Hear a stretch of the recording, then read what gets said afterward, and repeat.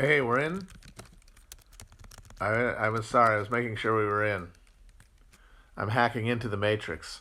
Woo, woo, hacking into the Matrix. It's raining out, so I'm not out in my splendid garden. I'm in here, and not for too long. I'm not going to be able to broadcast Force of Habit for too long today. I've got time constraints for other non-media related reasons. But I didn't do anything this weekend, and I don't want to go days in a row generally without doing one. So I was just going to put a little a little nugget in here, a little Quibi for you guys, a quick bit, which is apparently the way people love to consume media, according to noted super genius. Uh, was it Jeffrey Katzenberg, the fucking brain man behind that shit? God, those guys have so much money, and they definitely deserve every cent of it. Oh,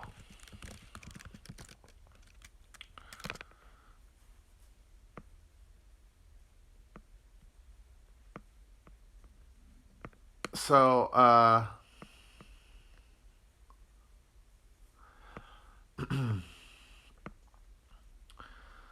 so I just wanted to say I might not don't talk about what else I might say, but um,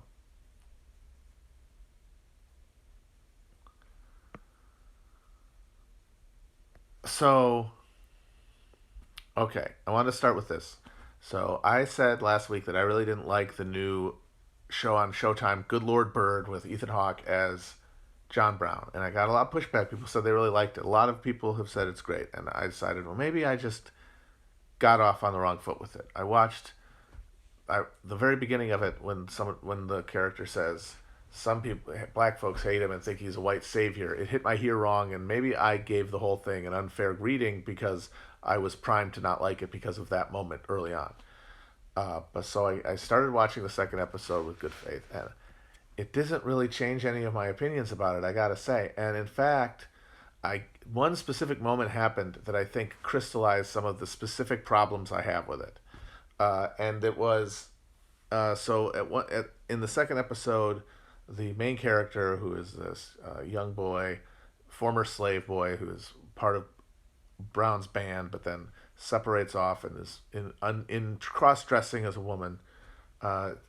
Ends up in Missouri, across the border from Kansas, as among slaves and enslaved, I think, at a brothel. And a character refers to the ruffians, the border ruffians, who would go across the border to rustle cattle and intimidate and attack free staters and vote. Most importantly, vote in elections for things like the various slave state constitutions from the one of the two competing governments that was always being established in the Kansas area. And she refers to them as rebels, and it just clanged off my ear. And I thought, who are these people rebelling against? This is 1860. I'm sorry. This is 18. I believe this is 1856 when this thing is set. Uh, the South has not seceded. Abraham Lincoln has not even, I believe, been elected. Not Abraham Lincoln has not even been elected yet. The Democratic Party hasn't even shattered on the issue of slavery at its convention yet. Who are they rebelling against? In during Bleeding Kansas, the federal government, under the dough-face wretches Franklin Pierce and James Buchanan, who were Northern men whose entire political fortunes depended on absolute obsequious obeisance to all slave power dividers. That was how they maintained power. The urban machines in the North, plus the slave power in the South. They couldn't, because they were the most demanding constituency uh, um, on the issue of expansion and the fate of slavery in a new territory, because slavers self-consciously understood that the future viability of slavery as a system depended on continued expansion. That was what drove the conflict that led to the Civil War. It wasn't slavery as such, it was slavery in the newly acquired territory. And so the governments that oversaw Bleeding Kansas, by the Democrats Pierce and Buchanan, whose northernness connected them to the free state electorate, a part of the coalition, but whose policies were always enough to guarantee the support of the South. So that incentive structure meant that the federal government consistently recognized the pro-slavery legislatures in Kansas and declared the free state constitutions illegal, which meant that the laws passed by the pro-slavery legislatures had the force of law insofar as, if the pro-slavery forces enforced them with violence, the state, in the form of the local and very small federal troop deployment that was there at Forts Leavenworth and one other place I can't remember right now, but Dodge, I think, would intervene on the side of the pro-slavery factions. If anyone was a rebel in Kansas, it was the Free State faction. They were in the disfavor of the federal government, which was the arbiter of power there. And because Missouri was right there, filled with drunk, dirt farming Southern whites who hoped to scratch a few dollars out of the soil after coming a cropper in the settled territories, there's the settled states, would just pour over and overcome everybody with numbers and violence if numbers wouldn't do.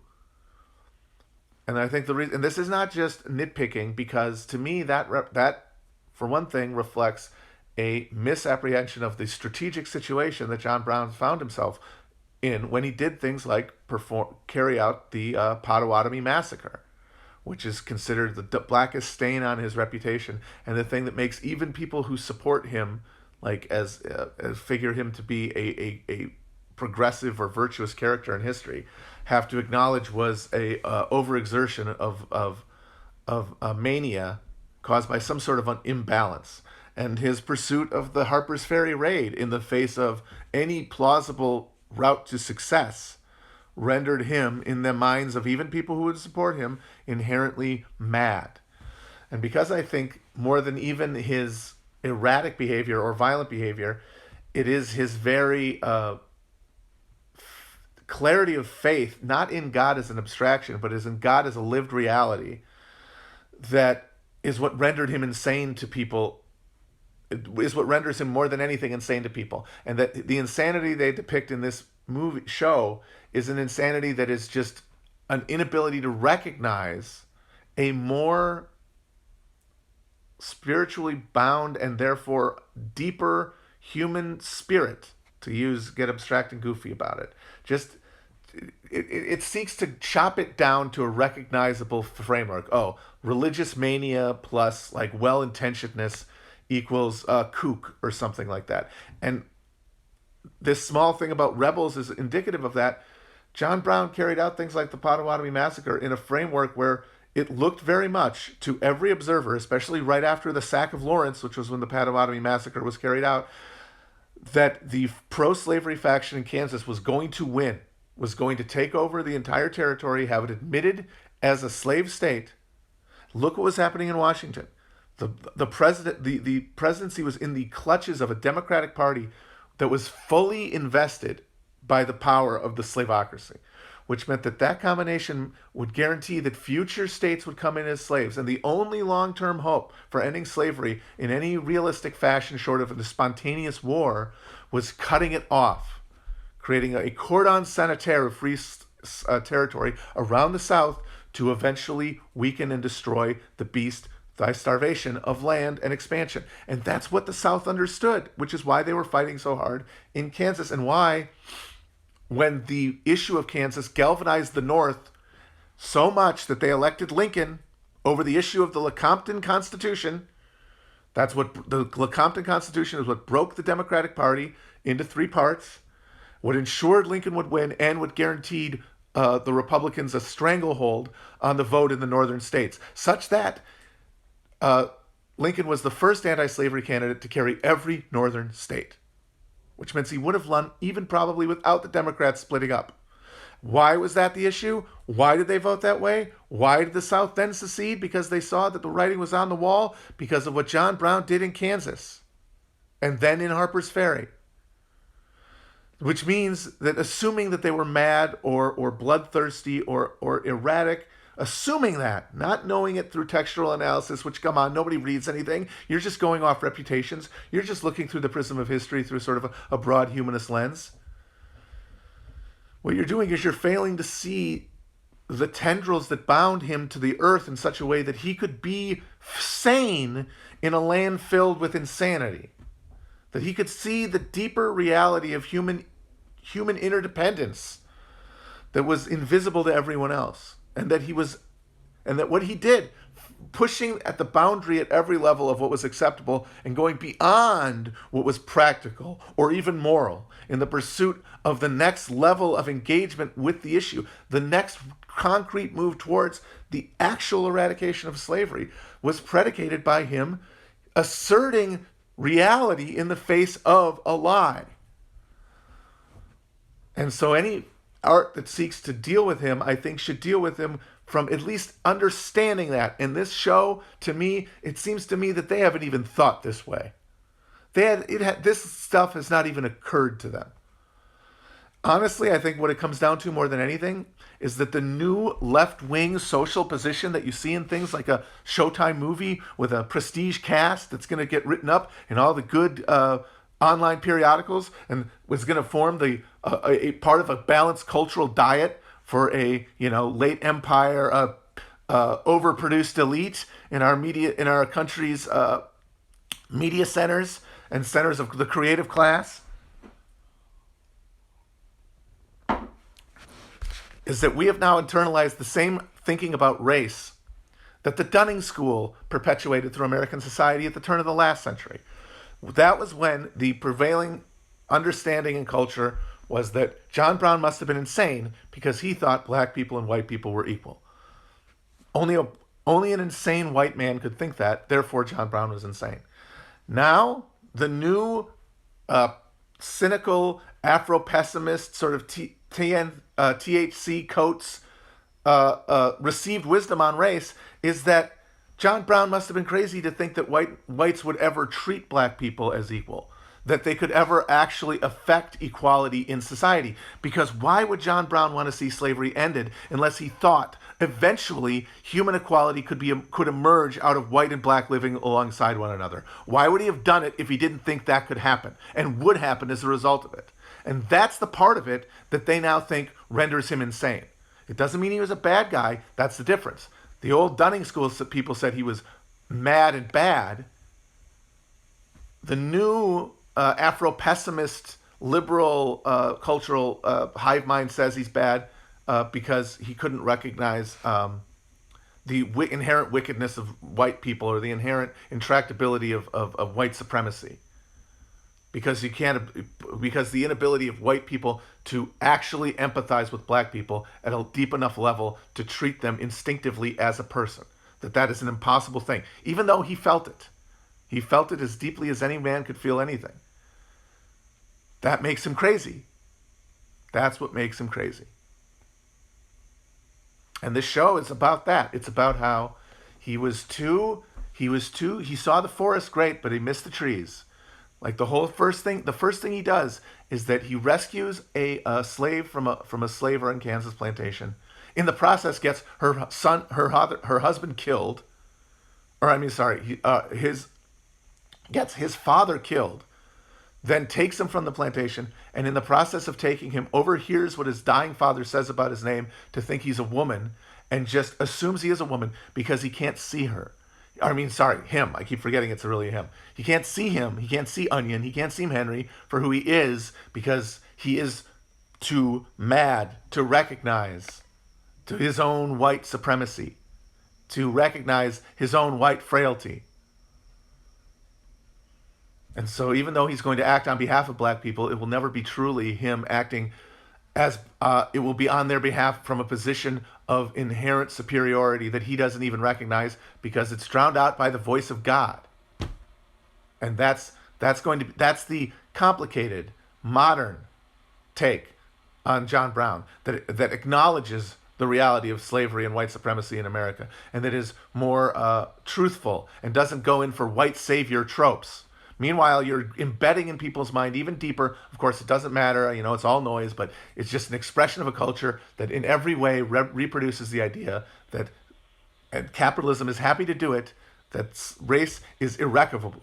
On the end of for reactionaries, it cannot be reduced because it's real. It constitutes an actual difference of some sort of spiritual or genetic disjunction that cuts off the obligation between humanity. It says you are not part of it anymore. The other says that white people believe that too much for it to ever actually be defeated, which then means there can only be conflict. There can only be conflict over resources and victory and defeat. There can be no reconciliation because there can be no equal terms for a social contract. And the question then is, who's going to win that fight? And given the numbers in America, if push comes to shove, and that's where everybody gets pushed, either on the right or the left, the answer is going to be their own kind, because it's who's at the end of the day they're going to trust. So anyway, not a fan so far. We'll see. I'm going to watch all of it. That's okay. I'll keep watching that garbage, as our friend Donald Trump once said.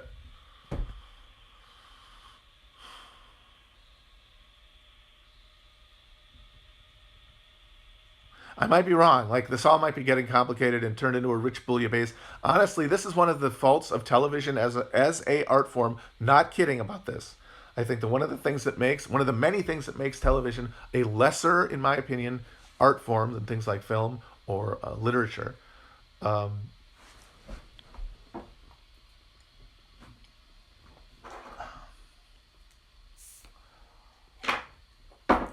is that the way it is viewed and the way it is reviewed make it impossible to view it the way people want to. Prestige television is supposed to be this narrative that unfolds over time, and yet you are seeing it in these intervening chunks. Honestly, binging is the way to watch it all. The gapped out way that we are used to, that's actually worse in my opinion, because it means you have to have a take on everything before it develops, and then you decide, oh, this thing in this episode is bad, I didn't like it. It makes you like the show less. It makes you less likely to watch the next episode. And then what about later if it's redeemed as part of a broader whole and you realize it needed to be there, but you already watched it? You already formed your opinion about the show based on that. And you're not able to adjust. Or it's harder to adjust anyway than when you're viewing something as a seamless garment. Anyway, I will continue to watch this garbage. And I'm willing to say it might be better. I will say this, though. I do not like Ethan Hawke at all. That is not about the artistic intent or the historical value or any of those higher questions. At a pure technical level, I do not enjoy his performance. I didn't think he was a good pick for it in the first place, and I think he's bad in the role, the way he's playing the character, forgetting whether it's insulting to Brown as a character by making him this comical madman, this Don Quixote figure. Just the way he performs it is, to me, uninteresting. It's just this stentorian rattle with no deeper connection to anything. It just seems to be blood and thunder, just absolute to the rafters. He seems to be just trying to mouth religious piety through a kind of an empty performance of like a tent revival preacher. It just feels very artificial. It doesn't feel like it's coming from him. I would really, and the thing is, what about First Reformed? If he played John Brown like he played Father Toller, we might be getting somewhere. That'd be an interesting play on the character. He's the opposite of Reverend Toller in this movie. And he is as bad in it as he was good in that movie. So that's another big hurdle for me, is that I don't like him in it. Like the scenes where he's owning slavers and yelling at them and going, I am here on a mission of redemption. And then fucking Steve Zahn gets blown off with a cannon and he owns epically 50 slave owners. It doesn't even have any kind of oomph to it because he's just never robbed of this sense of sort of comic opera buffoonery. That means that he can't even get any badass moments off. I think people are just reading into it. They just want to see the slavers get epically owned because it's just another performance of the same puppet show of Antifa versus Proud Boys that we're all psychically investing in instead of engaging in politics. And so I see why people want to get off on that. But he can't even give it to me. If it had been fucking Michael Shannon with his voice cracking like the fucking mountain of doom, is like the voice of justice itself, willing to also be realistic with John Brown's voice and make it like high and crackly. Um, he did not have a deep booming voice. Actually, it was like he's like Abraham Lincoln in that way. Lincoln is thought to have, or was before the Daniel Day-Lewis role defined the character, was thought to be very deep and resonant, like Sam Waterston. No, it was high and reedy, and Daniel Day-Lewis went for that because he had the confidence and he knew he could work with it. Fucking Ethan Hawke is like, no, it's not badass enough. And so he ignored the reality to give him this. And I understand that the real point of the show is to take him as like a figure in American history, like a figure of our mythology, like Paul Bunyan or Pecos Bill or John Henry. And like that's his role in this. Like that's why it's John Brown as a cultural folk hero. If that's the case, I don't like the aesthetics of it at all. If that's the case, you can't go with Ethan Hawke there. Give me somebody who actually feels like they would be bigger than life. I'm sorry, Ethan Hawke, even though he's been good in things in the past and is an underrated actor generally, he is not larger than life. So you fucked it from the beginning. If that's what it's going for, and I've heard people arguing that that's the lens to view it through. No, this isn't John Brown. This is John Brown as Paul Bunyan. This is John Brown as John Henry. This is John Brown as an American folk character brought down through generations of like retelling of the American history. Then he needs to not be Ethan fucking Hawke. I'm sorry, I've lost it right there. So there we go. Tom Waits is an interesting choice. Brad Dourif. He's too old now, but oh my god, he could have been good.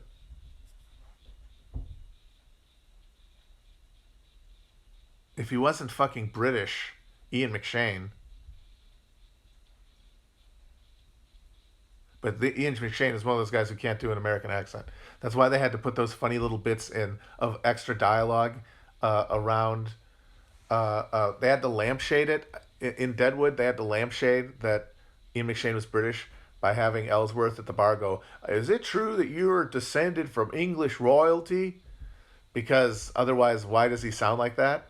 It's like how in Schwarzenegger movies he would be talking to a date and go, "Yeah, so I was born in Austria. We moved here after the war, after my father, for some reason, decided he needed to leave Germany."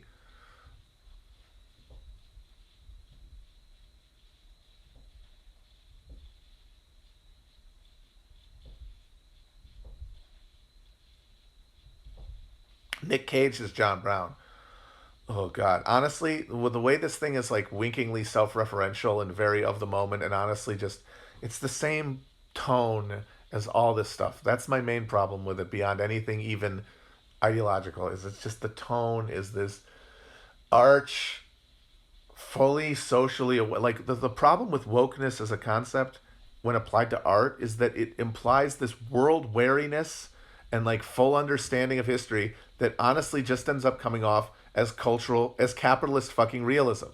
It's just more just a wary snarl and a wink, like, oh no, we've metabolized the whole pageantry and horror of human history without having imbued it with any emotion beyond our pale reproduction of it, our quotation marks ironic appropriation of it.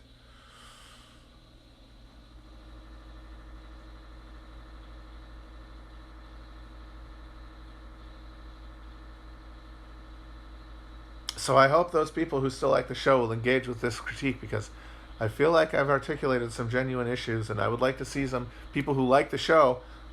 Like I'm seeing some like people I'm generally very simpatico with saying they like it.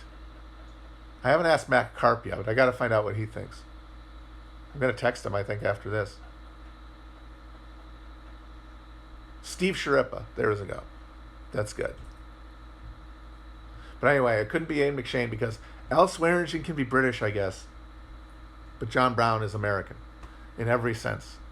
He is the distilled promise of America. And all the things that made him genuinely mad, and I would agree that he was mad in the sense that his personal perception of God was so imminent in his like moment by moment life. He was so imbued with it that he basically was hearing voices. He was not in our consensual reality, or at least off enough of it, off by enough to constitute being unable to recognize the same reality we do. Sure. But only because he was driven that way by the need to assert principles, deeply actually lived and felt principles of equality in antebellum America, as it became more and more overdawed by slavery. Because the other thing that drove Brown through history was the accumulation of the power of slavocracy and the expansion of slavery and the rise of slave influence over government. My God, the day after Lawrence, Kansas was fucking sacked, Charles Sumner was beaten at his desk in the fucking Congress by some hillbilly motherfucker from South Carolina who was too cowardly to even let him stand up for himself because he was over 6'2". He probably would have starched him. And received in response bouquets of canes sent to them from the good people, the good gentlemen, the good well-bred gentlemen of the South. Fuck off. They were murdering free staters in the streets as well. The fucking sack of Lawrence was validated by state approval. The difference in moral calculus boils down to this. John Brown's violence had a threat of being met with state force, which meant he was risking something by it.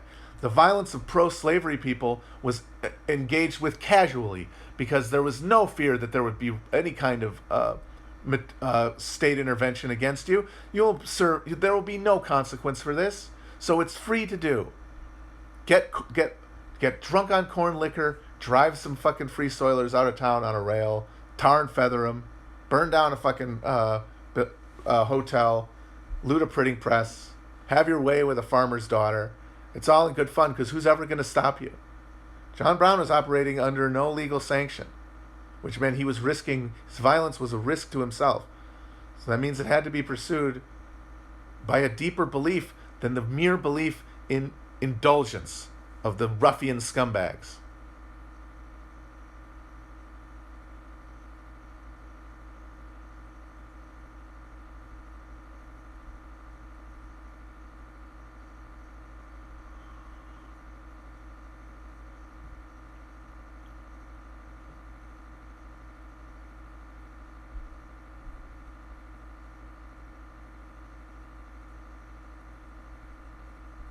And honestly, like the answer to this might be, maybe you don't make a movie about John Brown. Maybe you won't make a TV show about John Brown. Maybe some things are sacred. Maybe some memories, some people, some stories can't be adulterated by the moment, by all the intersecting, baffling, demiurgical delusion of the current moment that we live in. Maybe we don't need to imprint it by creating a new document that people can psychically organize their understanding of an idea around, and thereby desacralize it and pull it out of its context and render it cheap and tawdry. Maybe that's the answer to this. Maybe you don't do it at all. And it's not everything in the past, but maybe there are some things that you just don't fuck with. Just why I believe this, I honestly believe this, and people can get mad at me if they want to. I believe that in an ideal society, there would be no death penalty for any crime committed against person or property, but that there would be the death penalty for the wanton killing of certain animals. Because you have to have an enforced and understood social conception of sacredness. And I'm not saying execute people for putting John Brown on television. I'm saying that just maybe have some respect for things. Some things. And, it's up to you to figure out what those things are. All right, guys, I'm going to wrap it up here. I think I said my piece. If you wanna hit me up in the DMs to rap about it, I'm always open for business. Ciao, Bella.